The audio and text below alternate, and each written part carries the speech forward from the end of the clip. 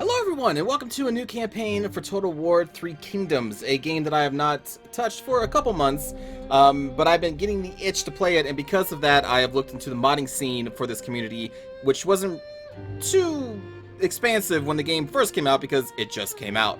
But, you know, now a couple months have come out, and so I was looking for different mods to play with, and the one that got me is a mod that adds a whole bunch of unique, at the very least, unique portraits for a bunch of characters in this game, because this game is about characters. It's about building your story using unique characters, and in my other game that I played, even the first one with the Bandit Queen, there was just a ton of generics. Like, we had, I think it was just maybe 2 unique characters for like most of the game, and then everybody else was just generics. And then towards the end we started recruiting actual other legendary unique looking characters, and that kind of hurts this game a little bit because you really want to get attached to your characters, but if everybody looks the same, it's kind of hard to do that.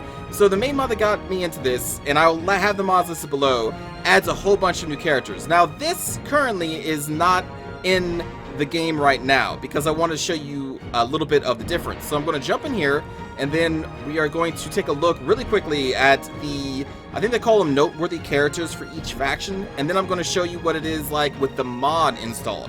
And I'm going to go kind of fast because if I don't, then the game will start talking to me like Sao is the blah blah blah, and I don't want them talking over me. So we'll do this and just kind of look over here and just notice their characters.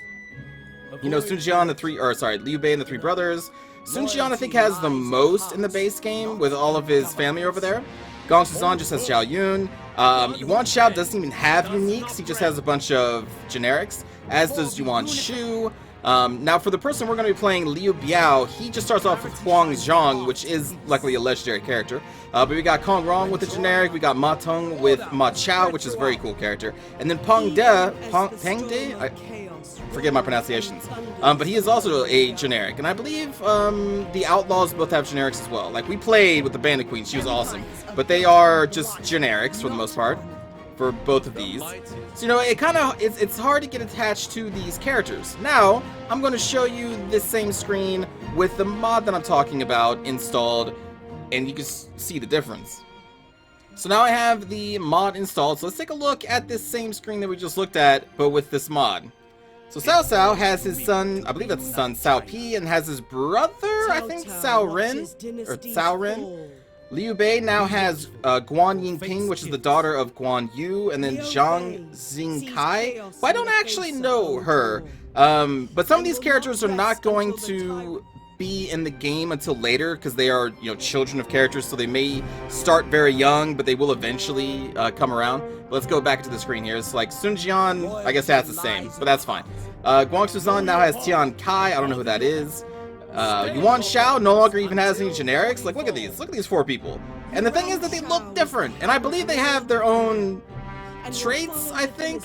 Honestly, I'm not entirely sure what this mod entirely changed. All I know is that they added a bunch of unique portraits at the very least, but I believe they did add some unique armors for certain characters who are very powerful and noteworthy in history, and made them shine even more. Some of them are legendary, some of them are not. But like, now if we go to the person we're going to be playing with, Liu Biao, he now has Wei Yan and Huang Yue Ying. And you won't see these 2 when the game starts, but on top of that, which I'll show you here soon when we get into the game, he also starts with like 4 or 5 different characters that look unique that are not generics. And that's just him. I haven't even played any of these other people yet to test them out to see exactly how many people look different. And on top of all that, oh, you know, let's check out the Outlaws real quick. Oh, no love for the Outlaws. They're still generics. That's unfortunate. But anyway, there are a lot of different mods that change the looks of certain characters, but this one I feel like added the most, and it also needs an English translation. But on top of that, we're also playing with the SFO overhaul mod, which changes, oh boy, since it's an overhaul mod, it changes a lot of things, and it's, you know, it's best if you just click the link in the description below, and there will be a link on that page that tells you all the changes. But it changes some things about combat. It takes away the bonuses in battles that the AI receive for harder difficulties, and instead changes the AI to be more effective and, you know, smarter, quote unquote, so you don't have to worry about that. What's another big change for that? Movement changes in the battles. There's a lot of stuff, and I liked most of it, which is why I decided to use it. And again, link in the description below. But without further ado, let us jump into this game with Liu Biao, the Gentleman of the Han. Unification requires discipline. You know what? Hold on. Though the Han crumbles. As we go through this, I'm just going to mute the sound, because I don't like that they talk over me. Just so we can kind of run over the faction here. So, Liu Biao. Harmony and Knowledge. Court tutors increase character experience gain. So he has additional slots within his faction. I believe there's going to be 4 slots that will increase character experience, and then maybe some other things that you can put people into. Playstyle focus, characters, and politics. And again, this one mod that adds all these people, and also like all of the little lords, the not as important lords and leaders out there. I believe most of them got unique artwork as well with this mod. So like even the minor people are like, oh hey, you look actually pretty cool now. And it's so cool because this game is so focused heavily around characters that this mod was like, oh my god, I can actually get more attached to my characters now that they're not all a bunch of generics, and it's fantastic. Anyway, sorry, I'm just really happy about that. And also the SFO mod, so the gameplay is going to be a little different. Oh, a big thing is that the unit count of all of our units are going to be increased, including, and this is very important in case you don't look at the changes below or the link below, Cav has a lot more units, or a lot more models to their units, but their health has not been changed. So it is just to make it look more, I guess, quote unquote epic, because you have a lot more horses charging into the fray, but they will die technically quicker than the base game, just because there's more models but sharing all the same hit points. So they will die quickly, but it should look more epic. Anyway, so we start with Huang Zhang, Wei Yan, and Huang Yueying. Liu Biao, as a commander, gives satisfaction and public order, I believe, to his retinue? Or maybe to the entire faction? That one I'm not entirely sure. But let's read this too. Though the Han crumbles, its spirit and legacy endures through its many branches and descendants. Liu Biao holds this lineage closely, serving with unwavering sense of duty. An accomplished administrator and ever the traditionalist, Liu Biao wishes to preserve the status quo, earnestly hoping that the chaos will abate and reason will prevail. Yet times are changing, and Liu Biao must find his place, or fade forever into the mists of the forgotten. I also forgot to look over the unique features. So we have the infantry of Jing, which are anti-cav, and the Imperial Defenders, also anti-cav, high armor, and high morale. There has been a UI change that shows you the bonuses that spears will get towards cav, make them more of effective fighters, and also axes and swords base damage have been increased so that they don't always just get killed by a bunch of spears, because that seems kind of weird. So that's also been a big change. Our unique building chain here is a lodging, which gives us character experience and income from commerce. There's the court scholars. That again, that's just one of his faction's court positions. And then loyalty to the Han. Cannot declare as emperor by creating an emperor seat. Can become emperor by capturing the capital of an existing emperor. So because we are a governor, I've never actually played as one of the governors, we cannot form our own empire. We will have to wait for that split to happen and then capture the capital of one of the other false pretenders. I'm assuming maybe if we capture like the capital of the Han, maybe we can do it? I'm not entirely sure. But that is going to be our unique features. And now, let us dive into the actual game. Embers rise, stark against the night. Yeah, they do. The tyrant Dong Zhuo wields the flames of destruction. Luo Yang burns. Chaos ignites as the power of the eunuchs is crushed. In the pyre, the Han falters. Many see their lineage in the fires, and they grieve. Yet these troubles have come before. The world must still turn. Liu Biao will tend to the Empire. Yeah, we will. He always has. Also, we're playing this on very hard. The so campaign and Empire battle of the difficulty. Han. Typically, I don't like the Stretching bonuses that back the AI ages beyond gets in counting, is the being very devoured hard by and like corruption. insane or whatever they call it. The yellow But again, the turbans, SFO mod takes that away thousands and strong, says that they replace it began with just raising better their AI. banners So in I'm rebellion curious what and that's going to be seized- like.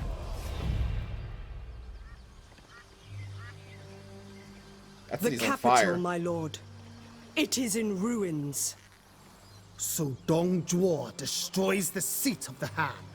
There is no redemption for a tyrant. He absconds to the west, to Chang'an, with the Emperor as his captive. He has my kin hostage. Such vile treachery. They say I lack the vitality of my cousin, Liu Biao, but I have my own talents. War is waged with coin by solid governments. That is my strength. I govern. To the south, Sun Jian hoards the fertile plains, whilst Yuan Shu gathers strength in the north. They are avaricious and unworthy men. They cannot be allowed to grow. I agree. The blood of the Han runs in my veins. So long as that is so, I will defend my lineage against all threats. An imperial destiny awaits you, my lord. If you cannot defend the throne, seize it. So our kin, that is our kin, the Emperor's our kin, and is being held hostage by Dong Zhuo. Now, I don't know how I want to deal with that, because I kind of like to roleplay games that are character focused.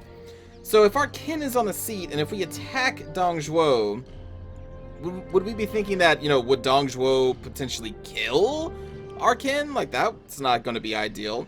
Anyway, establish your power. Lord Liu Biao, you have been an effective governor, but even your territory is not safe from the rising chaos. Dong Zhuo controls your kin, the Emperor, and it is not unthinkable that he will seek to eventually supplant him. You must ensure the Han dynasty survives, yet the ambitious lurk everywhere. Sun Jian and Yuan Shu have long coveted your territory, so you must tend to your own defenses before looking to the rest of China's woes. Alright, defeat the Yellow Turbans, which there's one right here.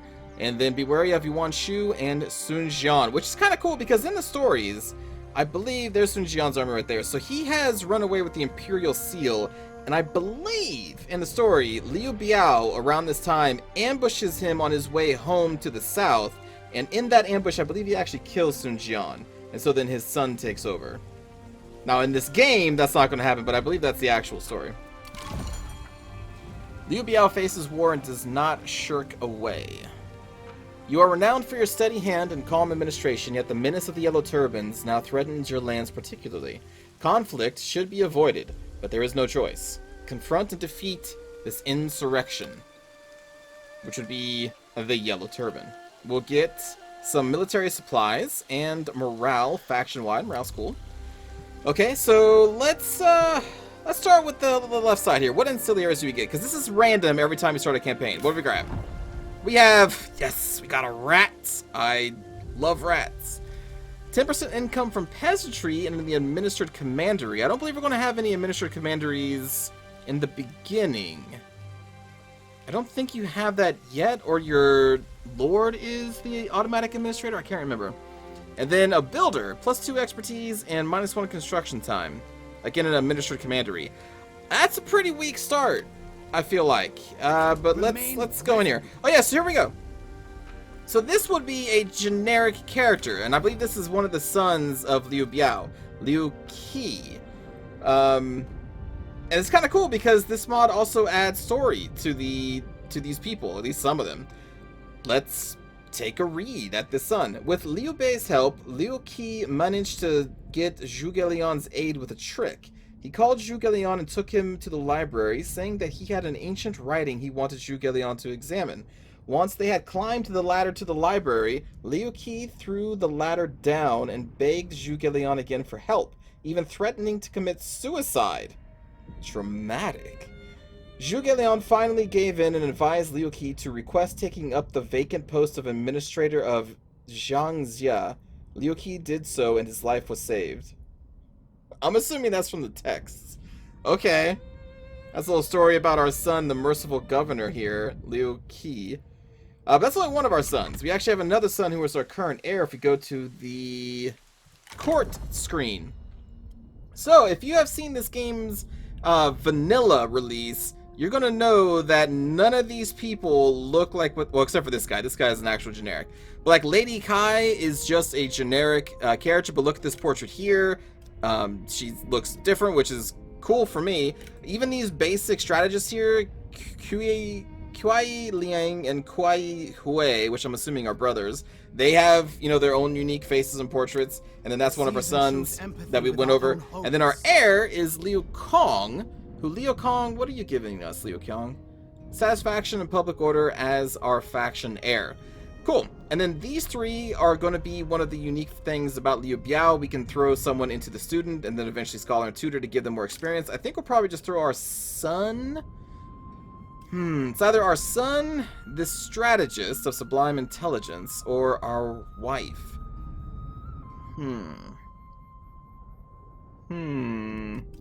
Well, probably our son because he's an active general right now, so he'll gain even more experience.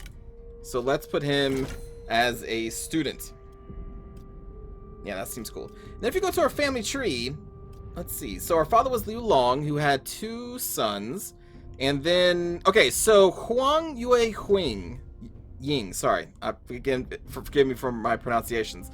So this is one of the characters on the title screen that was listed as one of the noteworthy characters. You can tell because her name is in gold. So she's only 7. Eventually she will, you know, be of age to become a member of the court and a general, and she'll have the portrait that we saw early on. We also have another daughter, Liu Min. I don't know if she has a unique portrait or not, but because she's not on the noteworthy character screen. But that is, it's pretty cool. It's pretty cool. Now, how are we actually related to the Emperor? I don't know. Can I see your family tree? No? Okay. In any case, I'm so excited to have a bunch of different portraits for people. It's really a big deal in a game that's, you know, so character focused. So let's go through here chaos of change and equip one of our followers. So, as a commander, I guess authority is a good thing. Resolve is always a good thing. Resolve gives you hit points, I believe. So yeah, I guess you haven't seen this game before. Let's actually go through what these things do. So expertise will lower the construction costs if you are an administrator of a commandery. A commandery in this game is a province, which again, I don't think we can do quite yet. Then it also gives you melee evasion. Then resolve is going to give us population growth if we're an administrator, and then also bonus to our health. Cunning gives us more military supplies for our army, and also this is a big deal for leaders of archer retinues, which retinue is the units attached to a general. The cunning will give them more ammunition, which can be a very big deal. Instinct is going to increase your melee damage of the general, as well as lower the recruitment costs of this entire army. It's kind of important to know, because sometimes the little text on there would say if you are the commander of the army, and the commander is going to be the person on the far left. So if any of these two have an effect that says if they are the commander of the army, then they are not going to be in effect because they are not actually the commander in this current setup. And then we have authority here, so this gives us satisfaction faction-wise since we are the faction leader, and also gives our own retinue plus 11 to their morale, which is a pretty big buff. As for our starting skills, we have Raise Morale, which is going to give us 2 healing, I believe. I believe it's limited to 2. So this heals 13,000 hit points in an area around us to all units within the area of effect. Also gives us more cunning and authority. Then we have some passives here, which gives us more authority. Building upkeep for administered commandery, because again, he is a good governor. And plus 50% line of sight to the army. We have disciplined and no retinue. So discipline, what that means is that they will not suffer a morale penalty if their general dies. So they are totally okay with us dying. They care not one wink if we do. But also it gives us more faction support, faction-wide, if we are the faction leader, prime minister, or heir. We are the faction leader. What is faction support? Well, when we conquer a new city, that city will take time to change its support from the previous owner to the new owner. And so this enables that to go by faster, which means there's going to be less hits to our public order, and it's a pretty good thing to have, especially on the faction leader of your people. Nobility, +1 available assignments. Assignments are something we'll get into a little bit later, I think. I don't even know if we can do assignments yet. This does give us +1, I guess, so maybe we can. I'll look into that. It's been a while since I played this game. And then plus 20% ranged block chance for melee cav, which is a pretty huge deal. 20% block chance. So these guys are rocking a, let's see, I think this is it, 65% missile block chance on these saber cav. That is huge. That's a lot of reduction. So that's what our friend Liu Biao has. So let's assign him this, I guess, tax collector. Equip. And then for the accessories, we have a clay rat for authority and satisfaction. Satisfaction is going to raise his satisfaction, which he doesn't have any because he's the leader of the faction, so he doesn't need it. But +4 authority, I guess would be good. It would raise more satisfaction faction-wide, so all of our other leaders are getting bonus satisfaction, which is kind of an important trait to have. So him being an authoritative figure as our faction leader is pretty good for the satisfaction of all of our other leaders in this game. So you know what? Yeah, let's give him this clay rat. This bow is reserved for Huang Zhang. I hope I'm pronouncing this right. I feel terrible if I am mispronouncing it. But anyway, he has this pretty cool heirloom bow of Huang, which does a lot of damage. 300 range, gives him +15 cunning, which again increases the ammo of any archers in his retinue. He can fire while mounted, which all of these heroes come with horses. And then he can fire backwards, which is pretty cool. So he is a bow archer currently. He's a pretty good person at sniping people. And this gives us resolve. I mean, actually, resolve we probably would want on our son Liu Kui, because he is a vanguard, and vanguards are meant to be in the thick of things. So they are going to want higher resolve, because they're definitely going to be in the melee. And you can see that their melee damage is going to be increased by a fair amount. So let's give him this. And then that's all of our accessories for right now. But let's see what else this guy has. So he's really good at instinct. That's pretty sweet. And what are his skills? Flames of the Phoenix. So Flames of the Phoenix, you can activate this when in melee. It will do splash damage around him to everybody nearby, which is a pretty cool ability to have if you're going to be a melee character. +8 to his instinct, okay. Campaign movement range, see, there you go, when commanding. So right now, we do not get that bonus to campaign movement range because he's not the commander. And I apologize if you are very familiar with Three Kingdoms and how it runs and all of the systems, but I'm kind of doing this in a way for people coming into Three Kingdoms that are new, that don't know what the heck's going on. So apologies if some of this information is like, yeah, I know what this is, just move on with the game already. This first episode would be kind of heavy on explaining things, because, again, if you're new, I want you to be able to follow what's going on. So yeah, we don't currently get that commanding. If we give our son his own army, though, then his army will move pretty far. And that is all he has. And then for our good legendary sentinel class here, what do you have? Mighty Knockback can knock people down in melee. His own retinue has +25 charge speed, so they get into melee that much quicker.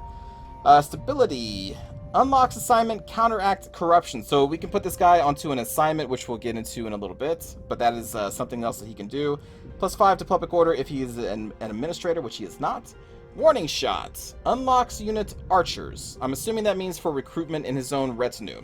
Also gives him the ability warning shot. So this does 1.8k range damage explosive, and then an additional 1.8k range damage explosive AP. AP is armor penetration, so there's no armor that's going to be able to block that specific damage. -5 morale, and then increased cooldown of abilities. Wow. So we can... That's kind of nuts. Okay. And this is only a 30-second cooldown. So because of the +120-second cooldown of abilities to the person that we hit this with, and this ability itself is only on a 30-second cooldown, we could keep someone locked out of their abilities basically the entire battle, which is fairly strong. And then this is going to give us melee evasion for melee infantry in his own retinue. Okay, that's pretty good. And then bonus experience for units per season. Oh, but that's only if he is the prime minister, heir, or faction leader. He is none of those things, so we're not going to get that part of his stuff. Okay, and then he has a unique armor. So his unique armor gives him +15 satisfaction, bringing him up to a 57, which is pretty high. We don't really have to worry about him leaving us with a 57. It only really gets bad, I think, around 20 or lower. So he is totally fine there. Also gives him a bonus to his melee attack rate. So he is an archer, but at the same time, his armor does make him attack faster in melee. So that is still pretty cool. And his armor also gives him a lot of melee evasion. So even though he has a bow, he is probably still going to be pretty good in the melees. All right, so that is our starting army. What else do we have here? Construction available in the one city that we have is going to be Zhangyang.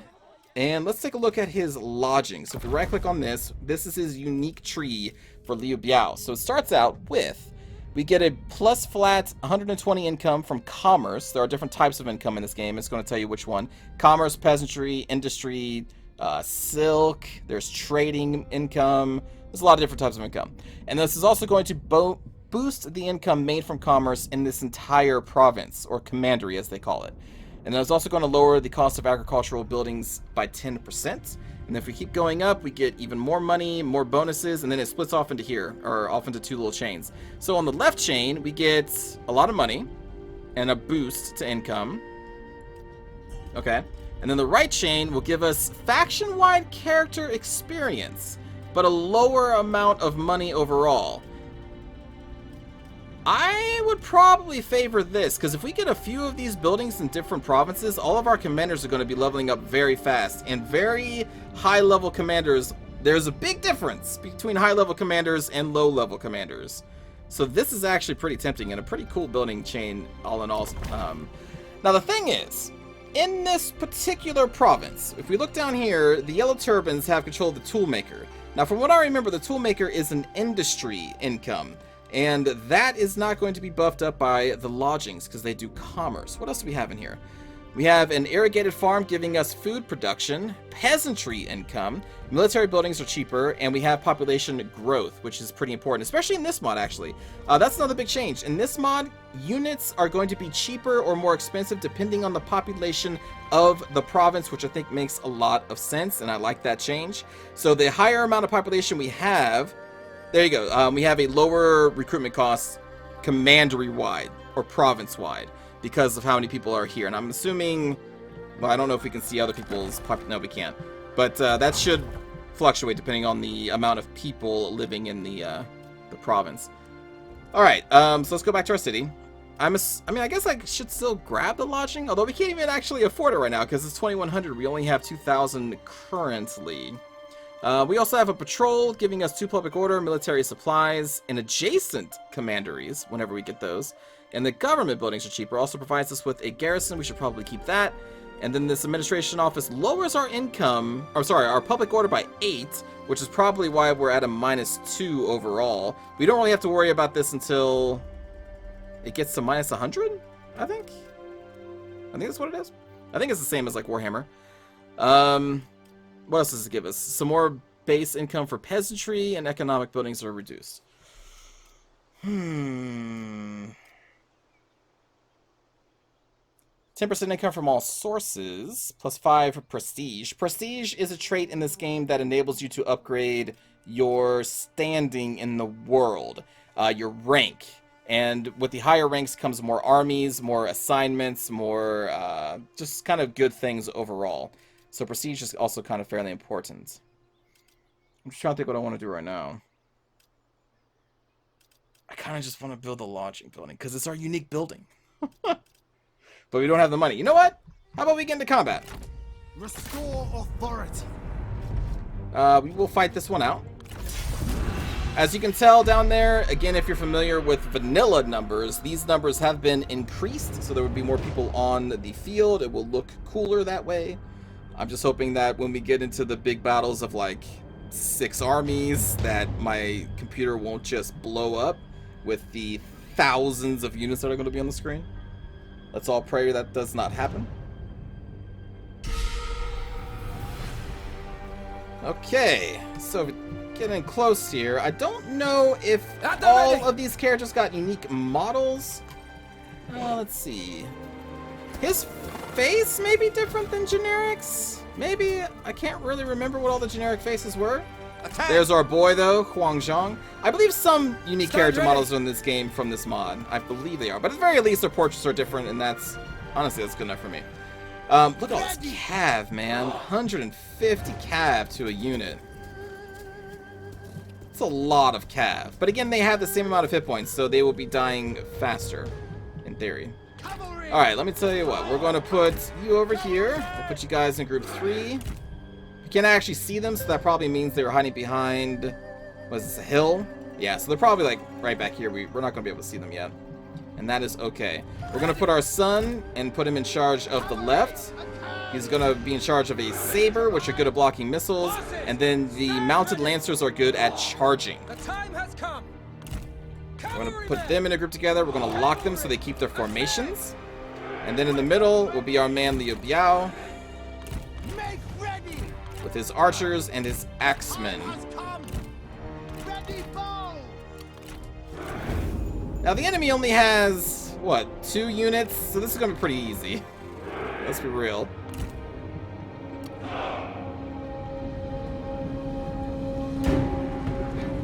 at all these horses.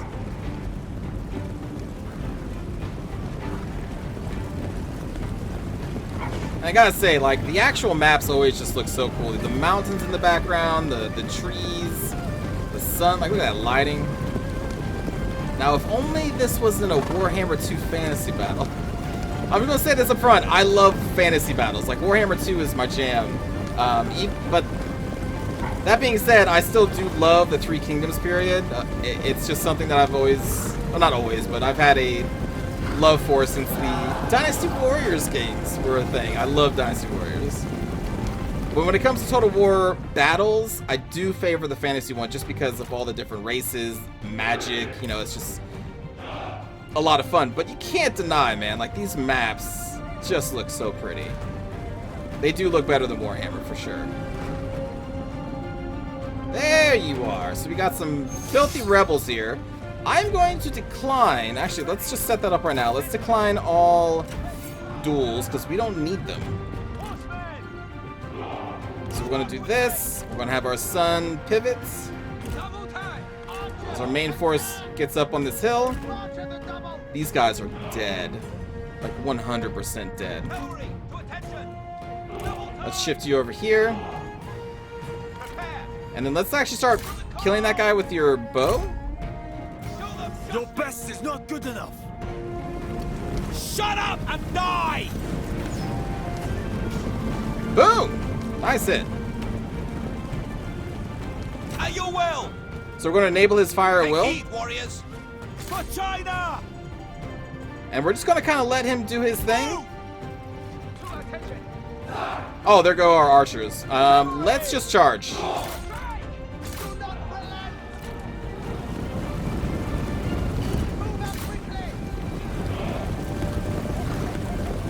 Oh, these poor filthy rebels. They're gonna get it dirty. Ready! Our general needs our aid!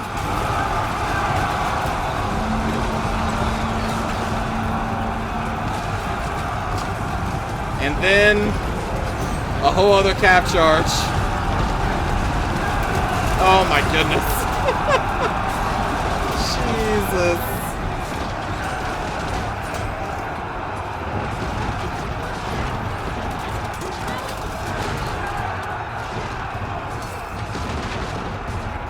I should probably do some abilities here. Like, let's kick on the healing. Let's kick on the Flames of the Phoenix with our sun. Phoenix rises! Do it, buddy. Woo! And what do you have? All right, the warning shot.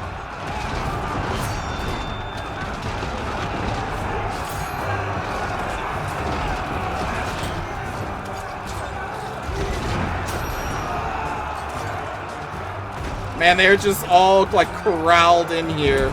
I think these guys are actually already broken. So I think they're just trying to run. Let's see. Oh, yeah. Yeah, they are routing. Stand ready! Fight! The only person even staying in here is their leader. How many have you killed? Not enough, I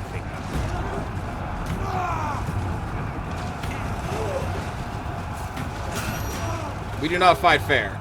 There is no need for duels here. I dearly hope your blade is sharper than your wit.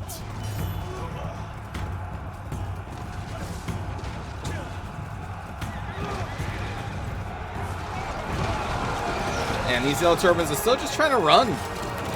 Steel yourself! Archers, Archers ready! stop it. Just stop.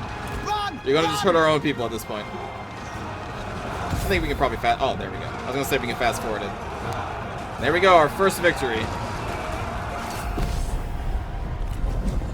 There was not much they could have done. We kind of outnumbered them by a little bit, just a little bit.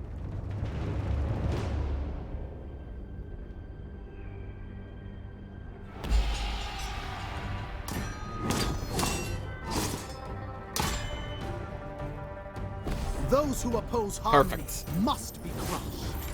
They must be crushed. Oh, okay, so we captured you. Now, there's actually mods out there that allow you to employ Yellow Turban Generals because they are kind of unique. They're their own little thing. In the vanilla game, you cannot employ Yellow Turban Generals if you are not a Yellow Turban. I chose not to get one of those mods because Yellow Turbans are filthy rebellion people as far as we are concerned, so we are going to probably execute them. They must be made an example of. Now, They executing invite that person chaos. doesn't really do anything. But again, they're filthy rebels, so they must be, you know, they must be murdered. Now, for their troops, though... For their troops, I'm gonna seize their supplies. We must recoup our expenditures. Move as one. There we go. So we got now a taste of victory. Morale and more military supplies. To protect your people, the local Yellow Turban Scourge must be purged. Their holdout is nearby. In capturing it, you will not only rid yourself of their threat, but also add a useful territory to your holdings. You should march on it, and quickly. Then we will get support of the people. So their the faction support will get plus 25, which is going to be a big deal at converting cities for 3 turns, and then plus 5 public order, which is also going to be a pretty big deal. Now, As before they we jump fight side by side, your generals' bonds will deepen as friends or rivals, affecting their satisfaction in your service. Be watchful of their relationships and their characteristics as they develop. Yeah, so people will like or hate each other. In this particular case, I believe everyone is okay, or What else do there you would be wish, like my a lord? negative here, I think. And it would also be in here. It would be like serving with someone they hate. Let's look at your relations.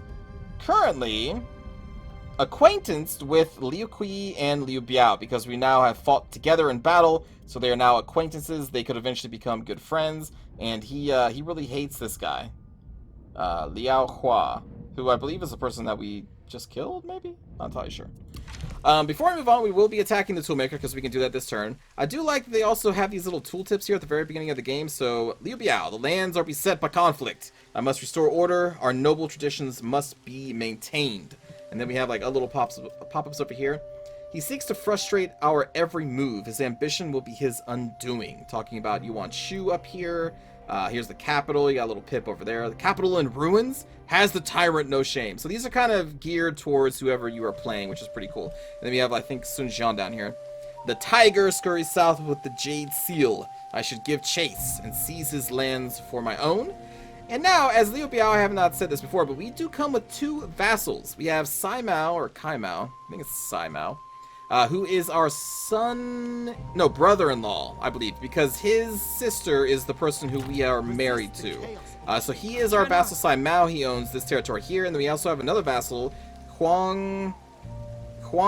I cannot. Now, in the base game, Huangzu does not have this unique portrait, so again, I appreciate just having him look different besides just a generic, so that is pretty cool. So yeah, we actually have 2 vassals here who we will be hopefully utilizing their power to help us take out the local Yellow Turbans of He Yi and Herman, which are going to be these 2 over here. Actually, what does it say?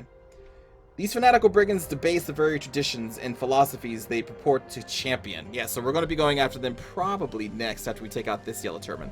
All around us over here are going to be the Han Empire, who again, this portrait is going to be new because it's a new portrait for the Han Empire with this mod. So they are all over here. We got Dong Zhuo all the way up here with our kin. Our poor Emperor Jian up there. What else should we do before we jump into battle? We got the vassals. I'm trying to think if there's anything else. Oh, did we get money? We got a little bit of money, but I don't think it was enough to get the lodgings. Maybe when we take this place over, we will have enough money. So you know what? Let's keep going. No mercy. Strike true. The Toolmaker has actually a lot of people. They're led by a Yellow Turban archer captain. They have a couple archers, couple saber cav, and some peasant spearmen, which are very, very basic. Can I look at the map view?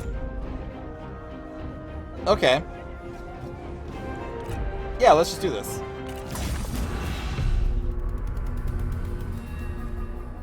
Every enemy must be swiftly dispatched. Storm these walls. Take this city. Let them vanish. Our son is pretty aggressive. Again, I'm pretty... Yeah, they are our son.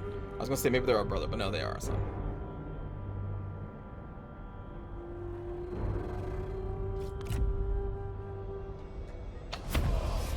Alright, we got a little town here, a little toolmaker town. Oh, nice little stream running through the middle of it.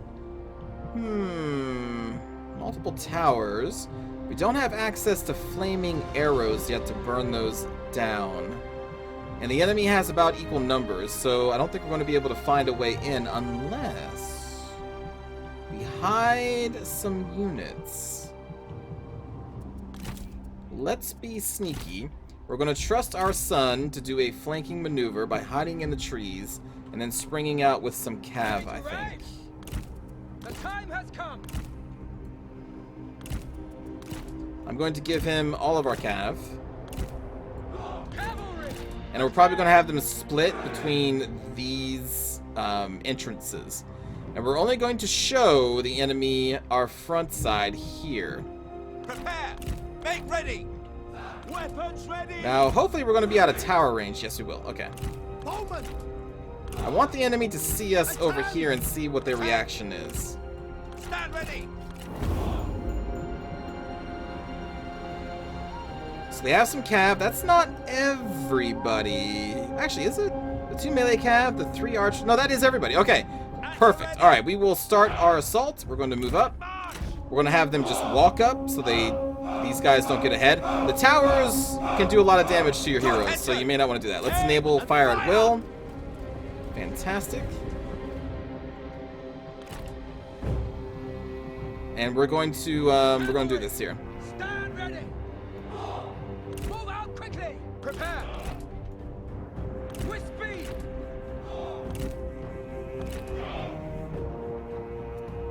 Just hit all. Actually, you know what? Just go through there. To attention. We're going to let our cav lead the way, and then we're going to send you up behind there, Liu Qi.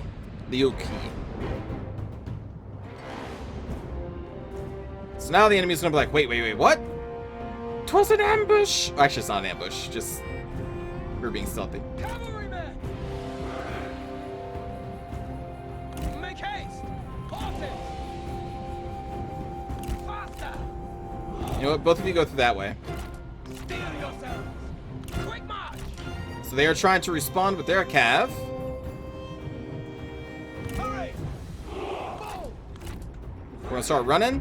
We're going to focus down their archer captain first. Battle. Double time. I want you to just use your bow. Obey me! No mercy! But that's going to go into melee. Oops, shoot. Oops, shoot. I mean, I guess as long as you have fire at will on, you should be okay. Oh, there we go. Melee mode. There it is. All right. Take heed, warriors! The time has come! I'm going to have you go around the sides. So in this instance, let's pause it real quick. So this is Saber, basically Saber cav. So they got swords and shields. Swords and shields in this mod will not have a bonus versus cav. This is a new UI for the SFO mod. Now the Lancers, though, have a bonus versus cav of 6. Now if this is the same as it works in Warhammer, what this means is that there will be 6 damage added to their damage here, which is going to be 26 normal, 26 armor piercing. Again, armor piercing cannot be blocked by armor, but it can be evaded by melee evasion. So it can still be negated if they evade the attack with a melee evasion. Anyway, so this is going to be added to their damage as well as their... Well, I guess there is no to hit chance, is there? In Warhammer, there is always a to hit chance. And the bonus versus cav would be added to that. I wonder if in this game, if the bonus to cav lowers their evasion instead. At the very least, it should add to the damage. So they're going to be better in this charge against this Saber cav. 100%. We're going to have our axemen go around the side. You should just be peppering them with your bow.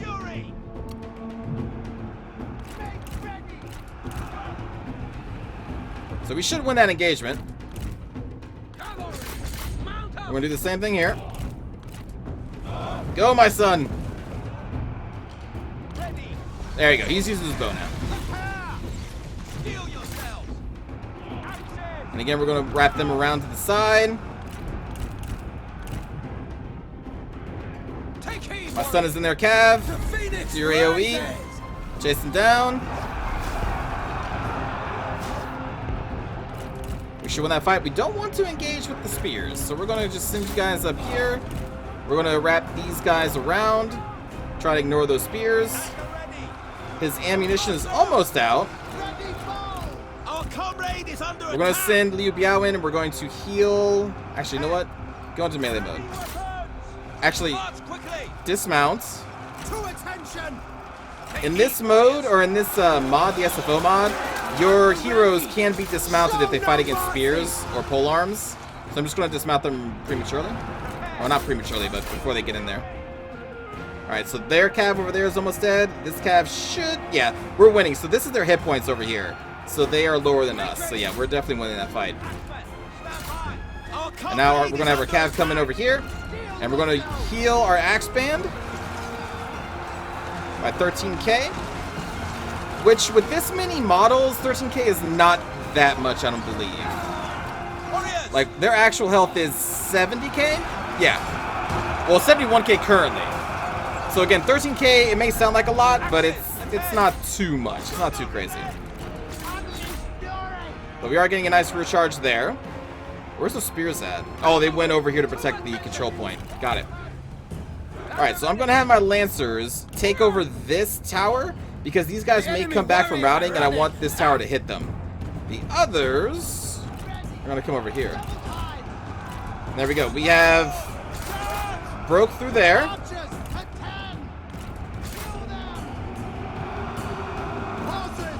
We're going to chase these peasant bowmen with our horses. Just murder all these poor peasants. Oh. Oh. Cannot be stopped. Will not be stopped. Cavalrymen. Ooh. So they routed and then came back. Charge! Oh, charge! The phoenix rises. Boom!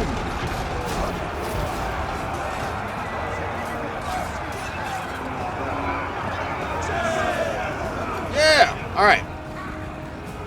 Now we're going to do the same thing here. Capture that. Excuse me. Apparently I'm allergic to winning. Alright, so we're going to pepper these peasant spearmen with our bows, with the remaining ammo. We're going to take over this tower. Alright, those are more routing yellow turbans. Okay, we're good. Position you over here. Tower is ours, so it should start shooting at those. Should start shooting at those. Controlled by the Yellow Turban Rebellion. What? There we go. Alright, we got it. Have a little bit of a traffic jam going on here.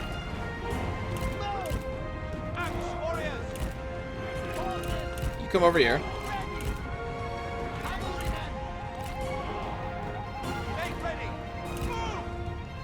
They are on the edge of routing. You know what?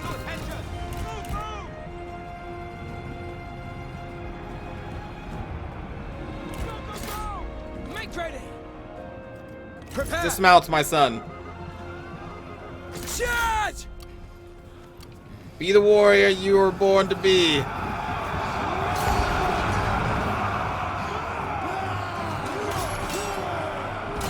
Oh! Oh! Oh! Jesus! Someone stop this man!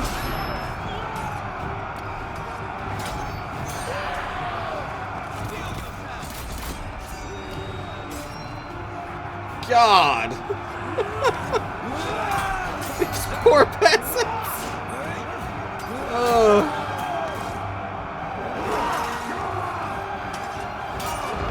The enemy unit flees! Yeah, you're damn right they do.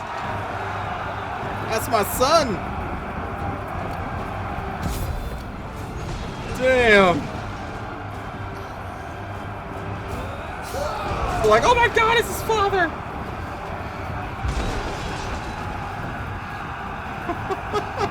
I love moments like this because this reminds me of Dynasty Warriors.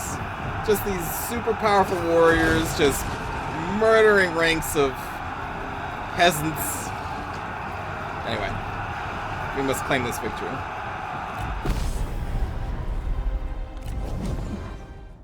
I love that. Netted 62 kills by himself. Not as much as like our main man Huang over there, but Huang is a veteran of veterans. All plans If I remember are coming to correctly, pass. he is a badass in the story. Alright, so we captured it. We can occupy, which lowers its population, gives us a little bit of money, a little bit of support, and a little bit of supplies. We could loot and occupy. We're probably just going to do occupy. Because if we loot and occupy, then the settlement level is reduced, which we'll have to pay to raise back up anyway. And it will take more time for the population to rise up, which means we would have higher recruitment costs. It means less money through peasantry, because we tax the peasants. Yeah, we're just going to occupy. We must lay foundations if we are to rebuild. Support of the people. And we have an actual province now. The lands that you so wisely govern, Liu Biao, are primed to develop. The industrial infrastructure is strong, a solid foundation on which to build. Through this development, your economy will grow, allowing you to field more forces and develop your territory further. Construct or upgrade a building in Zhangyang. Okay, yeah, we do that. And if we do that, our construction costs will lower. Construction time lowers for 3 turns. Okay. Now, with that victory, we do have enough money to build our lodging, and I think I will do that. So let's queue that up. And we have secured this province. So there we go. So now we can do assignments. So here's the assignment button. I was trying to remember where this was. So we can actually do 2 assignments right now. And so the people that are not currently serving as a general, and actually I think that's it. As long as it's not a general, they will show up on this list of assignments. So we can send them to do things. Let's see. So Liu Kong, this is our faction heir, will give us 50% income from the peasantry of this province. So right now, if we hover over the income, 430 income from peasantry, and okay, so most of the money is coming from peasantry, which is odd. I thought we had some commerce in here. No, I guess not, because we're about to get commerce. Okay, so increasing our peasantry income in this province by 50%, a pretty good thing to do. And also increases their public order by +8. It does lower our reserves. So reserves are only ever going to be a real problem if we come under attack. Reserves, if they are lowered, that means we have less time of holding out against the siege. So right now I'm not too worried about that. We're probably going to put Liu Kong in there. But what else we got? Commerce from silk and spice. Or commerce, silk, and spice. That's also going to be pretty good when we get our commerce part up, but we're not quite there yet. Plus in satisfaction, faction-wide. So that just gives a buff to all of our leaders across the board. That makes them happier. And then lowers our corruption. So corruption is not really going to be a thing yet. You can see there under tax level, 0% corruption. The wider we build, the more provinces we get. That's going to raise our corruption, which just takes out a chunk of your money. Not a deal yet. Or not a big deal yet. For Luo Gui, -3 for mustering turns. That's not going to be a huge deal right now. Replenishment, again, not a huge deal right now. And attrition for hostile forces, not a huge deal right now. Our wife gives us the peasantry stuff, and then Kuai Liang is another commerce, silk, and spice. So yeah, we're definitely going to put our son in here. We're going to say, I want you to do... Actually, I guess I'll assign you the public order, and then we can assign Lady Kai, my wife, to do the income for peasantry. Because you can't stack these, unless that's been changed in the SFO mod, or some update in the vanilla game. Before, you could not stack the same type of bonus in the same province. So we'll put both of those in there. There we go. And that'll take effect next turn. Alright, so now, since we have the entire province, our land is connected to our brother-in-law, Sai Mao, over here. So let's actually talk to you. Ooh, who's this? Zhang Yun. That's another unique art to this mod. Cool. Even Sai Mao gets unique portraits. Man, this mod is great. Alright, let's go to diplomacy. This is still the first turn. So we are going to go to our brother-in-law. Again, I think he's our brother-in-law. And do we have trade with you? We do not. You're my vassal, so I am receiving some of your income, which is great. The honor is mine. But I want trade, which will give us 298. Would you accept that? They will accept that, and it's actually showing us that they really like this deal with a +3, which means we could probably get more out of them. Until this number right down here becomes a 0. So, like, for example, I could be like, hey, I want some food. Okay, so even offering or getting one food has a -3.4, so that would not work. So I can't do that. But I'm just kind of showing you, like, we could maybe ask, let's see, request a payment. There we go. Like, I could say, hey, give me 300 gold on top of this, and they will still accept it. But this is our brother-in-law. I'm not going to do that with our brother-in-law. We will establish a trade deal. He's going to get the best of this deal a little bit, and I believe that should reflect in his attitude towards us. So let's see. Right now we have a +29 with treaties with us. If we do propose deal, Your terms are fair. I guess now it's just a 39. I thought that, Well met, friend. I thought if you give them positive deals, their attitude even rises more. Maybe it's just factored in with the treaties. I'm not entirely sure. In any case, we are now trading with our brother-in-law. We only have room for one trade partner right now. We can raise that through other means later on, but that's going to be some money there. And we are still at war with the Yellow Turbans over here, so I'm not looking to really make any more war, I was going to say war partners. That doesn't make any sense. Just create more wars. We're going to start moving our armies over here and trying to overwhelm the Yellow Turbans before they gain any ground. But that's going to do it for this episode. I hope you enjoyed, and I will see you all in the second episode when we make our move towards the Yellow Turbans. Now, another possibility is declaring war on Sun Jian before he makes it out of this area. But honestly, I'm looking to just kind of expand our power right now and not get involved with Sun Jian quite yet. But again, thanks for watching, everybody. I'll see you all next time. Bye!